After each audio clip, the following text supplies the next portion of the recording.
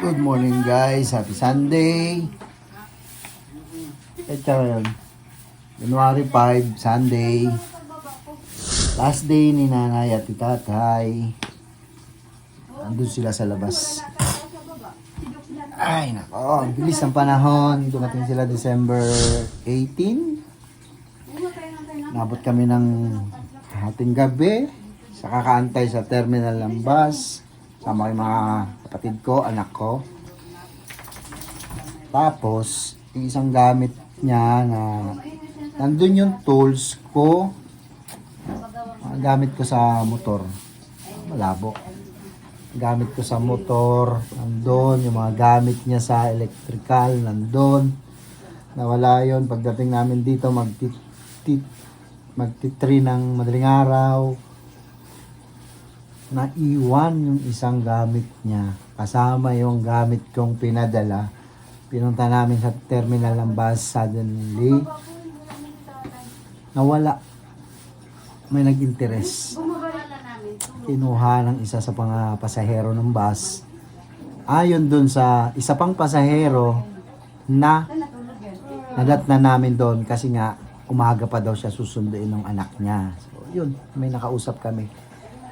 Alas 3 ng madaling araw yon. So, tulog na yung conductor ng bus at saka yung driver. So, sobrang pagod nun. Hindi na namin sila pinakailaman. Hindi na namin ginising. Eh, wala na rin naman yung babalikan namin. Kaya, yun, yung mga nangyari nung araw na dumating sila. At, yun na nga, ang bilis ng panahon. December 18, January 5 na. Yan na yung oras.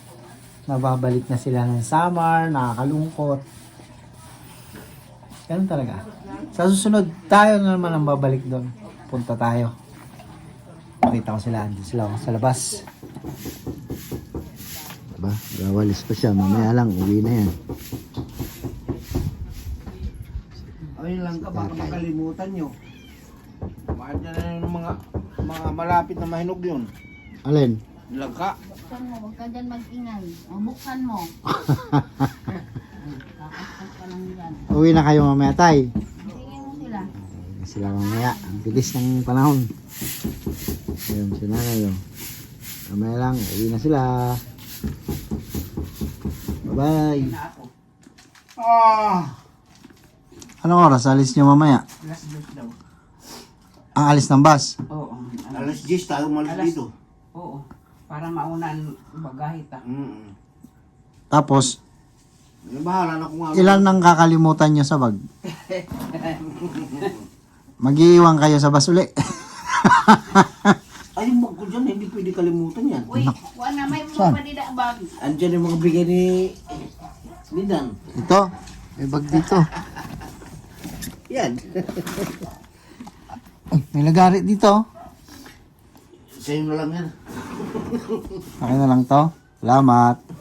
Ito yung pamasko ko na ko kay tatay. Regalo. Ang problema, hindi ako marunong gumamit nito. Kasi driver po ako. Hindi man ang bumili yan. Hindi po ako karpentero. Ayan, uwi na sila. Dop-dop, sasama ikaw kay nanay. Ayun, papansin naman tong isa, lumapit agad. Dap dap dap dap dap dap dap dap dap. Si Isno, si Dop ang inaano ko. Dito na agad siya, oh. Sumampa na agad. Uy, grocery yan. Oh, papansin talaga siya kay Papa, oh. Pa-isa. Pa-isa. Gusto rin magpapansin. Ah. Oh. Okay, nagharuta na. Ang bilis ng panahon.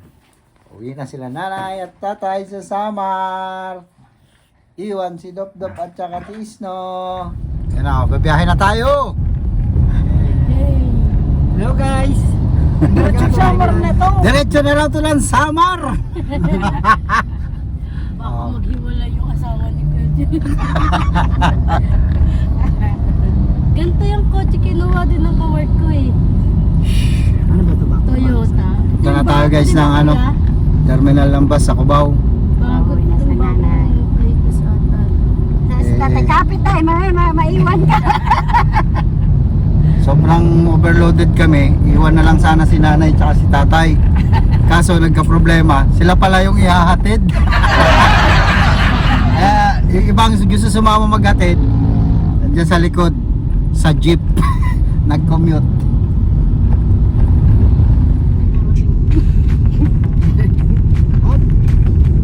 Oh, Winston lang to. Akin na. Ayaw niya magkonsehal. Sabi niya kay Mayor, gago ka ba? Malay mo, yung nakatakla talaga sa kapalaran mo.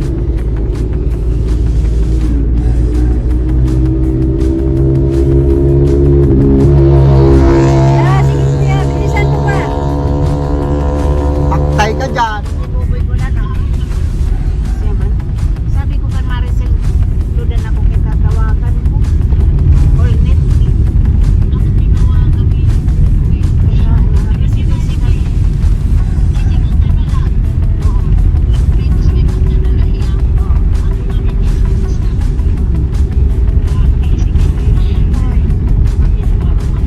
Ayan na tayo, malapit na.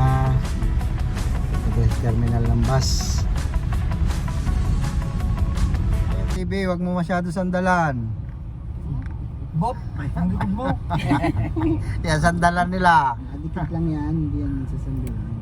Kapit na kapit na si tatay. Tingnan mo yung kamay ni tatay. Oh. Nakita mo yung kamay ni tatay. Diretso na tayo, Samar.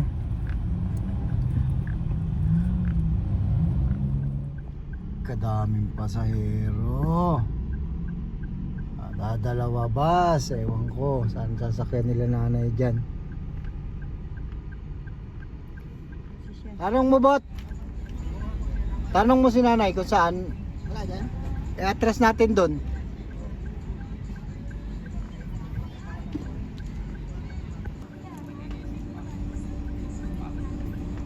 Ano, sana lang to, ibababa. Wala pa? Baka alas 3, alas 4 pa daw dating yung bus, lilinisin pa. Wala pa yung bus, pihit Ano daw. oras na ba? Anong pihit? Pagdating, diretso pihit, Pero lilinisin pa yon. lilinisin pa yun. Paano yan, yung gamit? Baba na lang yung gamit. Doon banda, oh. Ang pwesto mo dyan, ang gamit. Saan yung pesto? Yan. Wala. Mamaya mag-rumble-rumble.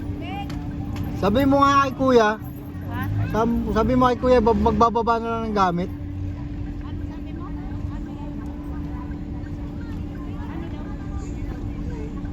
Meron dyan, bot. Bibot, meron. Diyan na lang, sige. Atras ko dyan.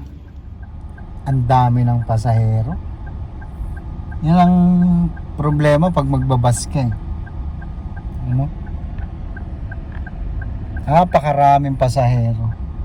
Tapos yung bus daw na sasakyan nila nanay, hindi pa siya dumarating. Pihit daw yon, wala silang unit. So yung darating, babalik agad ng Samar. Lilinisin lang bago mag-loading uli. So hindi natin alam. Estimated nga baka daw alas 4. Ang ticket nila alas 2. So anong oras pa lang ngayon? Alas 12. Nako po, matatagalan tayo. Siguro uwi na ako nun. Hindi na ako makapag-antay. Ang init pa naman, guys. Grabing pasahero yan, oh. Tingnan nyo. Yun. Nanay, si tatay. Yung dalawang kapatid ko. Grabe.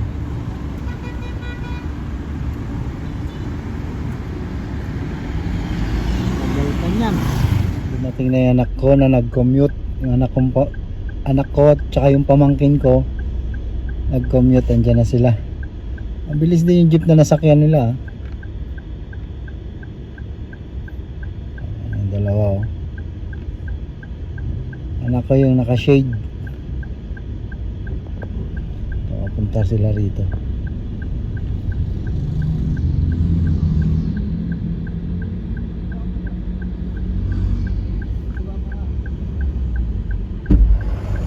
Pera namin. Sakay daw kami ng bus. Sabihin, di po kami masamang tao. Pwede pamasahe pa overview. Wala pa daw eh. Yung bus na nila nanay na sasakyan, nasa biyahe pa daw. So baka mga nasa Quezon,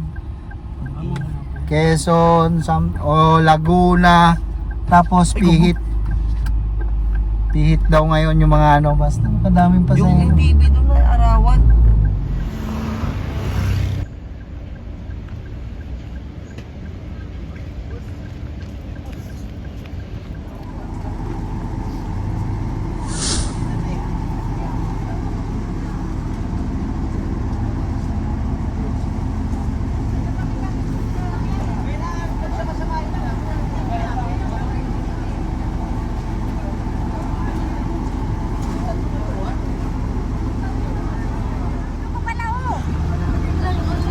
Wag. Ito, Kain nila yan. Ito yung bastaban, basta ba to? Yung pilong-pilong nila. Hindi nyo. Dapat may number yan.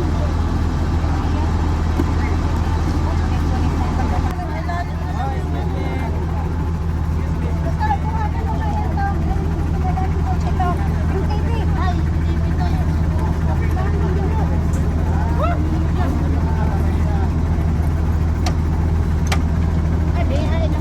Gabaw lang yan. Isa. Sama yung TV. dapat yung maleta din. sasakyan nila nanay.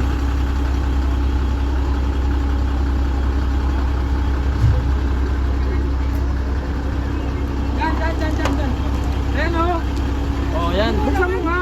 O, sabi ko sa'yo, wala nang laman. Oh. Yabag. Walang laman. Meron laman. Meron pala.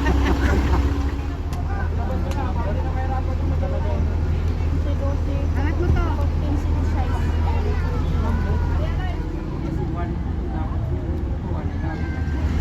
Inabot na tayo ng alas 6. Thank you Lord, paalis na sila.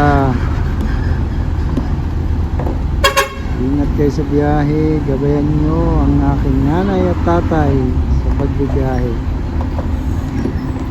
Sila.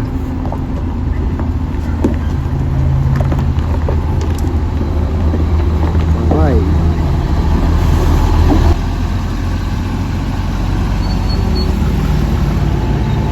Bye-bye, hanggang sa muli. See you next year. Next year. Hoy, taba, mag-iingat ka pag-drive mo ha. Sakay mo yung nanay tatay ko. Kilala kita, mataba ka. Bye-bye.